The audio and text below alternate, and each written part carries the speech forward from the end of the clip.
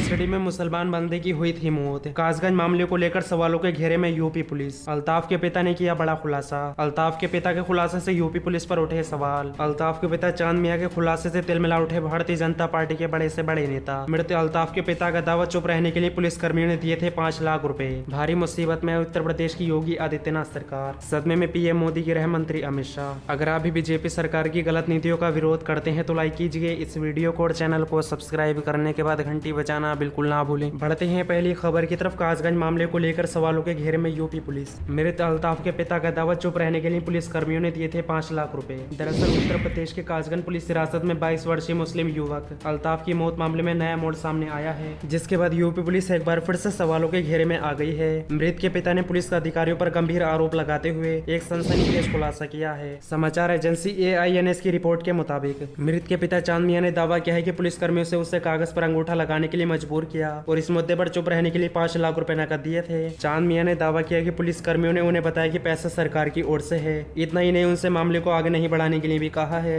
उन्होंने दावा किया कि गोराहा पुलिस चौकी पर पुलिस और प्रशासन के वरिष्ठ अधिकारियों की मौजूदगी में उन्हें 500 रुपए के नोटों के बंडलों में नकदी मुहैया कराई गई थी। चांद मियां ने कहा कि पैसा अभी भी उनके पास है, मैं इसे वापस करने के लिए तैयार हूँ, मैं अपने बेटे के लिए न्याय चाहता हूँ। पिता ने कहा कि पेपर में लिखा था कि उसके बेटा डिप्रेशन से पीड़ित था और उसने कोतवाली सदर थाने के लोगों में बाथरूम में आत्महत्या कर ली थी। उन्होंने कहा कि उनके रिश्तेदारों को भी इस मामले के बारे में मीडिया से बात न करने और शव को शांति से दफनाने की चेतावनी दी गई थी। मृत के अन्य रिश्तेदार ने कहा कि station house officer SHO Virendra Singh Indoliya अपनी लंबित कुछ अन्य पुलिस कर्मियों के साथ एक उपमंडल मजिस्ट्रेट और स्थानीय कार्यकर्ता गिरोह पुलिस चौकी पर मौजूद थे जब पैसा अल्ताफ के पिता को सौंपा गया था। हालांकि कासगंज के पुलिस अधीक्षक SP बोत्रे रोहन प्रमोद ने आरोप से इनकार किया है। प्रमोद ने कहा कि पुलिस ने अल्ताफ के पिता को कोई नकद पैसा नहीं दिया है। मामले के बारे में पूछे जाने पर जिला अधिकारी हर्षिता माथुर ने कहा कि अभी तक मृत के परिवार के लिए आर्थिक मुआवजे की कोई घोषणा नहीं हुई है। हमने इस संबंध में राज्य सरकार को प्रस्ताव भेजा है। हम अल्ताफ के परिवार के सदस्यों में से एक को नौकरी दिलाने का भी प्रयास करेंगे। अतिरिक्त DGP राजीव कृष्ण ने कहा कि मुझे इस तरह के किसी भी लेन देन के बारे में कोई जानकारी नहीं है, भले ही पूरे मामले को कवर करने के लिए नकद सौंप दिया गया हो। मृत व्यक्ति के पिता की शिकायत पर प्राथमिकी दर्ज की गई है।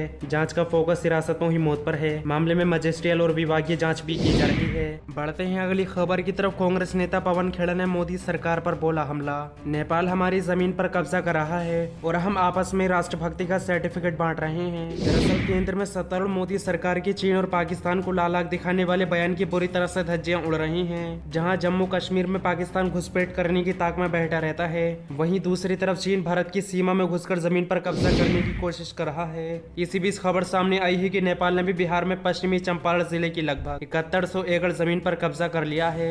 ये सिलसिला काफी तेजी से बढ़ रहा है। दरअसल वाल्मीकि नगर में सुस्ता वाल्मीकि टाइगर रिजर्व के जंगल और गोवर्धन में शिवालिक रेंज की पहाड़ियों समेत कई ऐसे इलाके हैं जहां पर अवैध कब्जा शुरू हो रहा है। इस मामले में इलाके के जिला अधिकारी डॉक्टर नीलेश रामचंद्र देवर का कहने की अंतर्राष्ट्रीय मामला है। इस जमीन पर अतिक्रमण है, इसलिए स्थिति का फायदा उठाकर लोग दोहरी नागरिकता का लाभ उठा रहे हैं। नेपाल और त्रिवेणी थाना भी अब वाल्मीकि नगर के सुस्ता में आ चुका है। वहाँ पर अस्पताल, स्कूल और सड़कें तक बना दी गई हैं। इस मामले में कांग्रेस ने मोदी सरकार पर निशाना साधा है। कांग्रेस नेता पवन खेड़ा ने ट्वीट कर लिखा है कि ये क्या हाल बना रखा है देश का, नेपाल हमारी जमीन पर कब्जा कर रहा है और हम देश में ही आपस में राष्ट्रभक्ति का सर्टिफिकेट बांट रहे हैं। गौरतलब है कि प्रधानमंत्री नरेंद्र मोदी ने कहा कि नेपाल और भारत के बीच काफी अच्छे रिश्ते हैं। नेपाल की तरफ से लगातार बढ़ रहे अतिक्रमण के बावजूद भी मोदी सरकार आंखें मूंद कर बैठी है। इस मुद्दे पर कोई ठोस कदम नहीं उठाए गए हैं, इसलिए सोशल मीडिया यूजर्स भी प्रधानमंत्री नरेंद्र मोदी से नेपाल के खिलाफ ठोस कदम उठाने की मांग कर रहे हैं। अखिलेश यादव के गाजीपुर कार्यक्रम को नहीं मिली अनुमति, पत्रकार बोली गोरखपुर की रैली देखकर डर गए योगी। दरअसल उत्तर प्रदेश में साल 2022 विधानसभा चुनाव को लेकर समाजवादी पार्टी ने भाजपा को मात देने की तैयारियां जोरों शोरों से शुरू कर दी हैं। इसी कड़ी में शनिवार को सपा अध्यक्ष अखिलेश यादव भाजपा गढ़ माने जाने वाले गोरखपुर पहुंचे थे,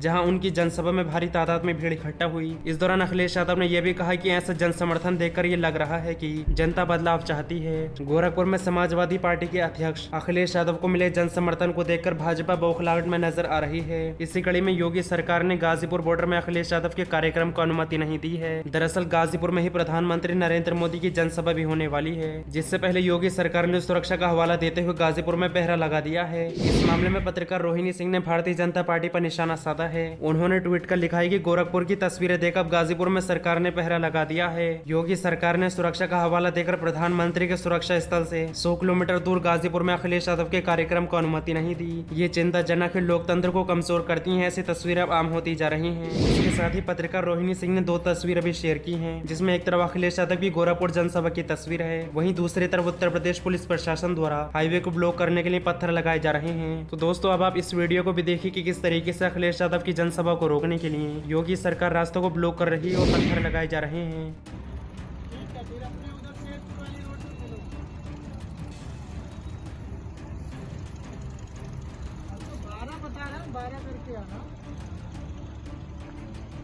इस मामले में समाजवादी पार्टी के नेता संतोष यादव का कहना है कि योगी सरकार अखिलेश यादव को मिल रहे जन समर्थन से घबरा चुकी है। इसी वजह से जिला प्रशासन द्वारा अखिलेश यादव की जनसभा को अनुमति नहीं दी जा रही है, लेकिन हमें इससे कोई फर्क नहीं पड़ने वाला है। सपा अध्यक्ष अपने निर्धारित समय से यहां पहुंचेंगे।